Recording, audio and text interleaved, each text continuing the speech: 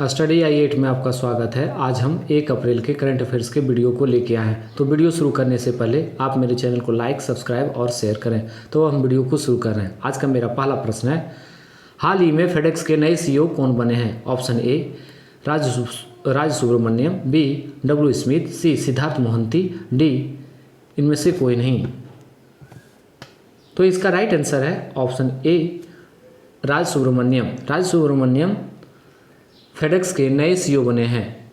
वे सभी फेडेक्स के ऑपरेटिंग कंपनियों के लिए रणनीतिक दिशा प्रदान करने के लिए इन जिम्मेदार होंगे। फेडेक्स के संस्थापक के बारे में जाने तो फेडेक्स के संस्थापक डब्ल्यू स्मिथ हैं। फेडेक्स डब्ल्यू स्मिथ हैं जो अमेरिका के वासी हैं और इसका मुख्यालय भी अमेरिका में मेम्फिस में स्थित है और ये दुनिया की सबसे बड़ी कुरियर डिलीवरी कंपनी है। इसके कई देशों में इसका प्रचार प्रसार है। तो इनके बारे में बस इतना ही। आज का दूसरा प्रश्न, हाल ही में MSME के लिए कैबिनेट ने कितने करोड़ रुपए से अधिक के लिए विश्व बैंक सहायता प्राप्त कार्यक्रम को मंजूरी दी है? Option A 600 crore, B 1000 crore, C 6000 crore, D 100 crore. तो इसका राइट आंसर है ऑप्शन सी 6000 करोड़। 6000 करोड़ को कैबिनेट ने विश्व बैंक की सहायता प्राप्त को मंजूरी दे दी है। ये रेजिंग एंड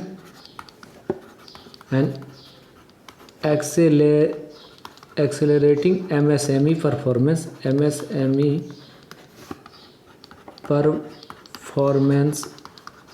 कार्यक्रम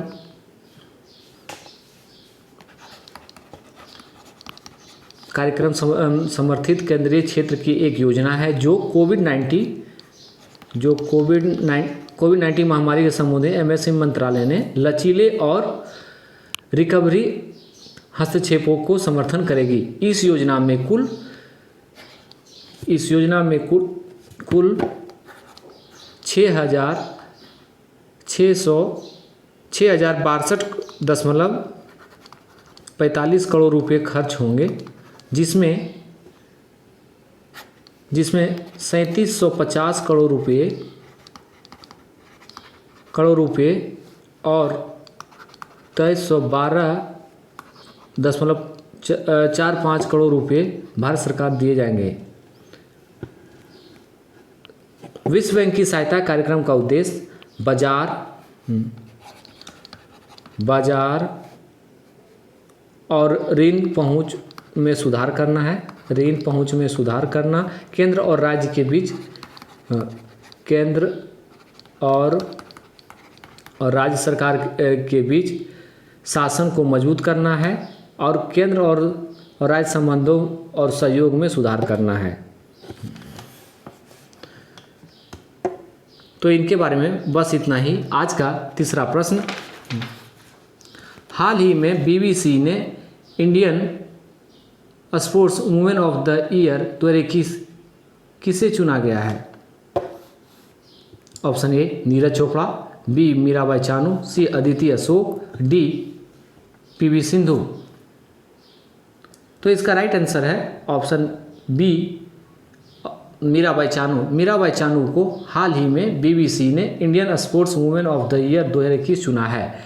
यह पुरस्कार जीतने के लिए मीराबाई चानू ने 4 अन्य नामांकित व्यक्तियों को हराया, जिसमें बैडमिंटन की खिलाड़ी PV सिंधु, मुक्केबाज लवलीना और पैरा शूटर अवनी लखेरा और गोलकीपर अदिति अशोक को हराकर ये खिताब के लिए इनको चुना गया है। मीराबाई चानू ने टोक्यो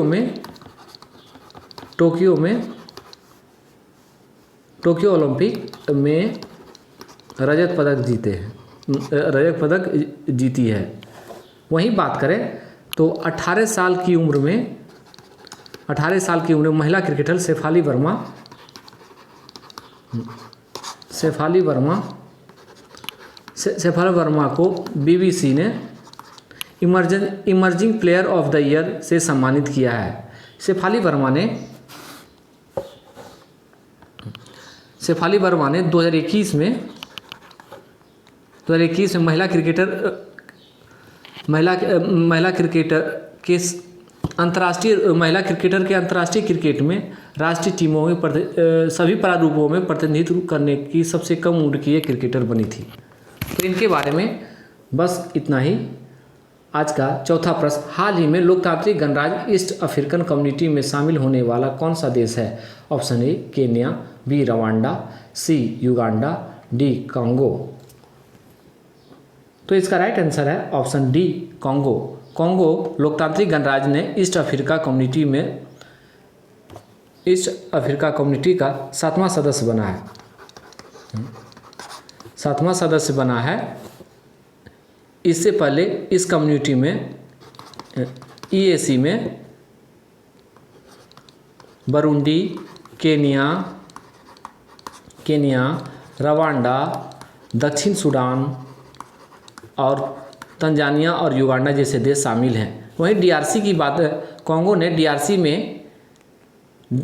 कांगो ने ईस्ट अफ्रीका कम्युनिटी का सबसे बड़ा और सबसे अधिक आबादी वाला देश भी देश है अफ्रीका का। कांगो शामिल होने से इस क्षेत्र का GDP 193 अरब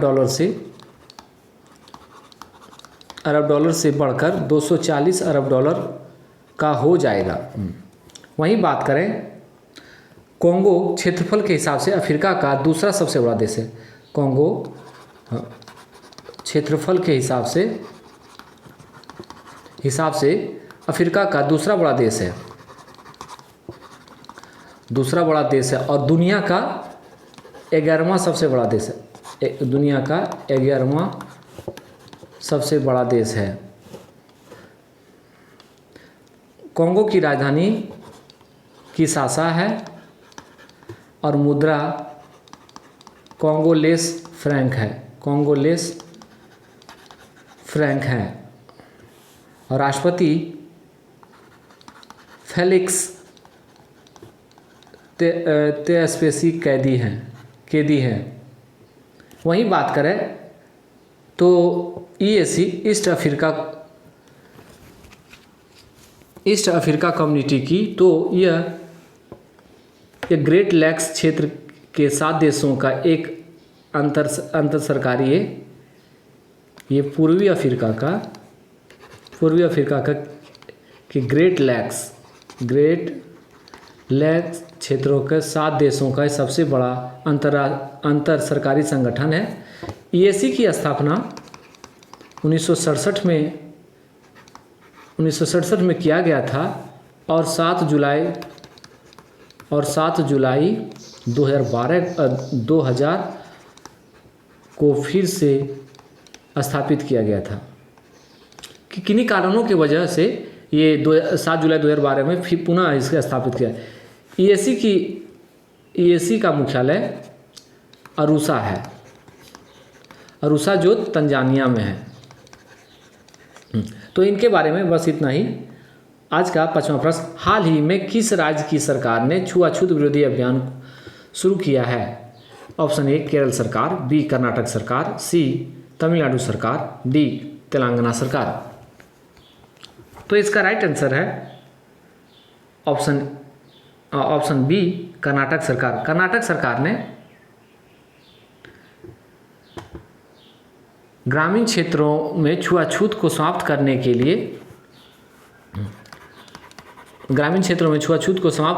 लिए इस विनय समरस्य योजना शुरू किया है। विनय समरस्य योजना शुरू किया है। इस योजना का उद्देश्य, इस योजना का नामांकन 3 साल के दलित बच्चे के नाम पर किया गया है, जो उस समय इन 3 साल के बच्चे पे जो जुर्माना लगाया था कर्नाटक के कोप्पल मंदिर में प्रवेश करने की कोशिश की थी, इसी के वजह से उन पर जुर्माना है। तो इन्हीं के वही उसी 3 साल के दलित बच्चे के नाम पर विनय समरस्य योजना नाम रखा गया है। इस अभियान से कर्नाटक के सभी ग्राम पंचायतों में लागू किया जाएगा। कर्नाटक के सभी ग्राम पंचायत में लागू किया जाएगा। राज्य में छुआछूत की जागरूकता को बढ़ावा देने के लिए 2022-23 में कर्नाटक के बजट में इस योजना की घोषणा की गई थी। वहीं बात करें, कर्नाटक दक्षिण भारत का सबसे बड़ा राज्य है। कर्नाटक दक्षिण भारत का सबसे बड़ा राज्य है और वर्तमान में इसमें 31 जिले हैं और इसके मुख्यमंत्री बसवराज बोमोई हैं और यहाँ के राज्यपाल थावर चंद गहलोत हैं। तो इनके बारे में बस इतना ही। आज का छठा प्रश्न, हाल ही में भारतीय नौसेना ने गोवा में P-8I विमान का कितने स्क्वाड्रन का कमीशन किया गया है? ऑप्शन ए पहला, बी दूसरा, सी तीसरा, डी चौथा। तो इसका राइट आंसर है ऑप्शन बी दूसरा स्क्वाड्रन भारतीय नौसेना का गोवा के P-8I विमान का कमीशन किया गया है। भारतीय नौसेना विमान का INS हंसा में औपचारिक रूप से भारतीय नौसेना के एयर स्क्वाड्रन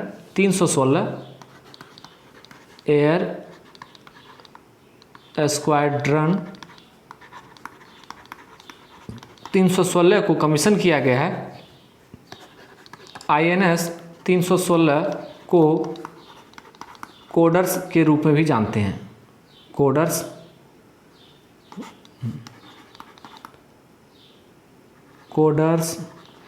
के रूप में भी जानते हैं। भारतीय नौसेना का एयर स्क्वाड्रन 316 में 4 P-8I विमान का संचालन करेगी।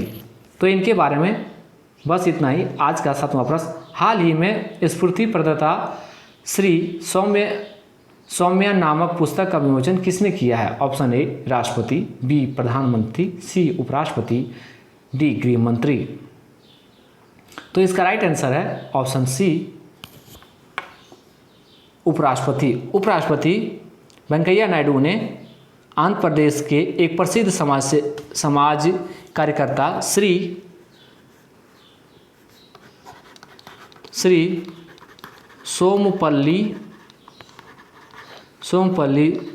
सोमैया के जीवन पर आधारित पुस्तक का विमोचन किया है। यह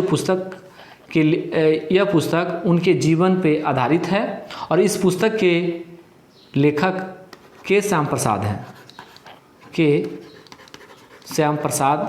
हैं। उपराष्ट्रपति एम वेंकैया नायडू ने उल्लेख किया है कि श्री एम सोमैया उनके प्रमुख गुरुओं में से एक थे। अपने भाषण में एम सोमैया को अपने प्रमुख गुरुओं में से एक का दर्जा दिया है। तो इनके बारे में बस इतना ही। आज का 8वां प्रश्न, हाल ही में 30 मार्च को किस राज्य का स्थापना दिवस मनाया जाता है? Option A Rajasthan, B Madhya Pradesh, C Uttar Pradesh, D Bihar. तो इसका राइट आंसर है ऑप्शन ए राजस्थान। राजस्थान का 30 मार्च को राज्य का स्थापना दिवस मनाया जाता है। राजस्थान का स्थापना दिवस हर साल 30 मार्च को गठन चिन्हित करने के लिए मनाया जाता है। 30 मार्च 1949 को जयपुर, जोधपुर, बीकानेर और जैसलमेर के राज्यों को मिलाकर जैसलमेर के राज्यों को मिलाकर एक नया राज्य बनाया है। राज्यों को मिलाकर एक नया राज्य बनाया है। इस साल राजस्थान का 73वां स्थापना दिवस था। 73वां स्थापना दिवस था। अशोक गहलोत यहाँ के मुख्यमंत्री हैं। अशोक गहलोत यहाँ के वर्तमान मुख्यमंत्री हैं और क्षेत्रफल की दृष्टि से भारत का सबसे बड़ा राज्य ये है। तो इनके बारे में बस इतना ही। आज का 9वां प्रश्न, हाल ही में किस राज्य सरकार ने कैदियों को व्यक्तिगत ऋण देने की योजना शुरू की है? ऑप्शन ए दिल्ली सरकार, बी पंजाब सरकार, सी महाराष्ट्र सरकार, डी बिहार सरकार। तो इसका राइट आंसर है ऑप्शन सी महाराष्ट्र सरकार। महाराष्ट्र सरकार ने हाल ही में कैदियों को व्यक्तिगत ऋण देने की योजना शुरू की है। महाराष्ट्र सरकार ने कैदियों के परिवारों के जीवन स्तर में सुधार के लिए व्यक्तिगत ऋण प्रदान करेगी। यह ऋण महाराष्ट्र राज्य सहकारी बैंक 7% के इंटरेस्ट पर 50,000 रुपये तक ऋण उपलब्ध कराएगी। यह जो ऋण है, यह जो योजना है यरवदा सेंट्रल जेल में परीक्षण के आधार पर लागू किया गया था। इस ऋण योजना में जो जेल में काम करते हुए अर्जित आय के आधार पर यह ऋण उन कैदियों को दिए जाएंगे। इस ऋण से कैदियों के परिवार जरूरतों को पूरा करने या उनके वकीलों का फीस का भुगतान करने के लिए दिया जाएगा। तो अगर क्वेश्चन आ गया कि कैदियों के वकीलों के फीस के भुगतान करने के लिए कौन सी राज्य सरकार ने कैदियों के लिए एक व्यक्तिगत ऋण की एक योजना शुरू की है, तो इसका राइट आंसर होगा, तो आप लोग याद रखिएगा, महाराष्ट्र सरकार होगा।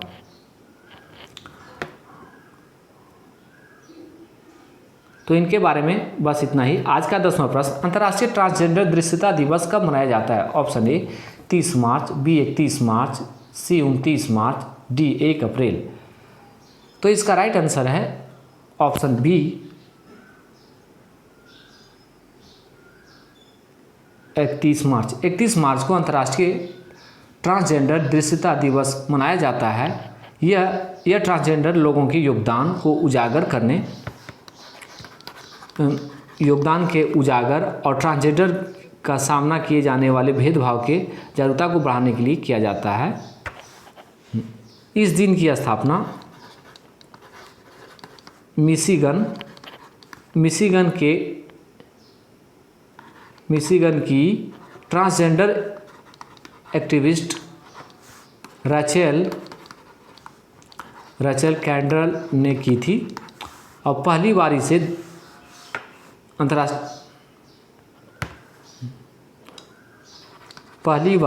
अंतर्राष्ट्रीय ट्रांसजेंडर दृश्यता दिवस 31 मार्च 2009 को मनाया गया था।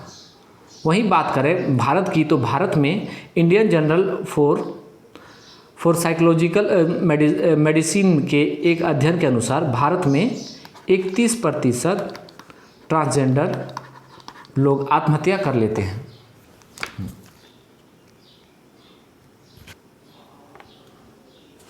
तो इनके बारे में बस इतना ही। आज का 11वां प्रश्न, हाल ही में भारत ने किस देश के साथ हाइब्रिड पावर प्लांट स्थापित करने के लिए समझौता ज्ञापन पर हस्ताक्षर किए हैं? Option A Bangladesh, B Sri Lanka, C Maldives, D Mauritius. तो इसका राइट आंसर है ऑप्शन बी, माफ कीजिएगा, ऑप्शन बी श्रीलंका। श्रीलंका ने हाल ही में भारत के साथ हाइब्रिड पावर प्लांट स्थापित करने के लिए समझौता ज्ञापन पर हस्ताक्षर किया है। इस हाइब्रिड पावर प्लांट का स्थापना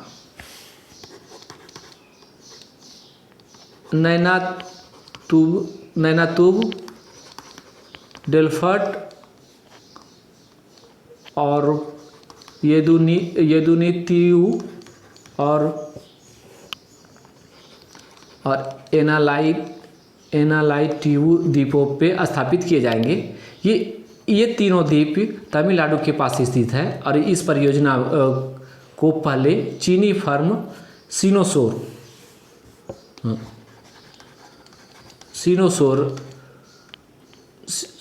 ने इस परियोजना पर हस्ताक्षर किए थे, जिसके भारत के विरोध के कारण इस योजना को निलंबित कर दिया गया था और पुनः भारत को हाइब्रिड पावर प्लांट स्थापित करने के लिए समझौता ज्ञापन पर हस्ताक्षर कर लिए गए। भारत ने श्रीलंका विशिष्ट डिजिटल पहचान पत्र कार्यक्रम को लागू करने के लिए भी हस्ताक्षर किए हैं। तो इनके बारे में बस इतना ही। आज का 12वां प्रश्न, हाल ही में किस देश की नौसेना ने हिंद महासागर में नौसेना संगोष्ठी समुद्री युद्ध अभ्यास का पहला संस्करण संपन्न किया है? ऑप्शन ए भारत, बी चीन, सी मलेशिया, सी श्रीलंका, डी मलेशिया। तो इसका राइट आंसर है ऑप्शन ए भारत। भारत ने हाल ही में भारतीय नौसेना ने हिंद महासागर में नौसेना संगोष्ठी समुद्री युद्ध अभ्यास का पहला संस्करण संपन्न किया है। इस अभ्यास का मुख्य उद्देश्य मानवीय सहायता और आपदा राहत संचालन की परिस्फुटता को बढ़ावा देना है। और 25 सदस्यों में से 15 सदस्यों ने इस युद्धाभ्यास में भाग लिया है। तो अगर एग्जाम में प्रश्न आ जाए कि कितने सदस्यों ने नौसेना संगोष्ठी समुद्री युद्ध अभ्यास में भाग लिया, तो टोटल 25 सदस्य हैं और इसमें 15 सदस्यों ने भाग लिया। यह युद्धाभ्यास 26 से 27 मार्च तक मरगुआओ बंदरगाह, जो श्रीलंका में है, मरगुआओ बंदरगाह पर आयोजित किया गया था। 28 मार्च 30 मार्च को समुद्री चरण में किया गया था।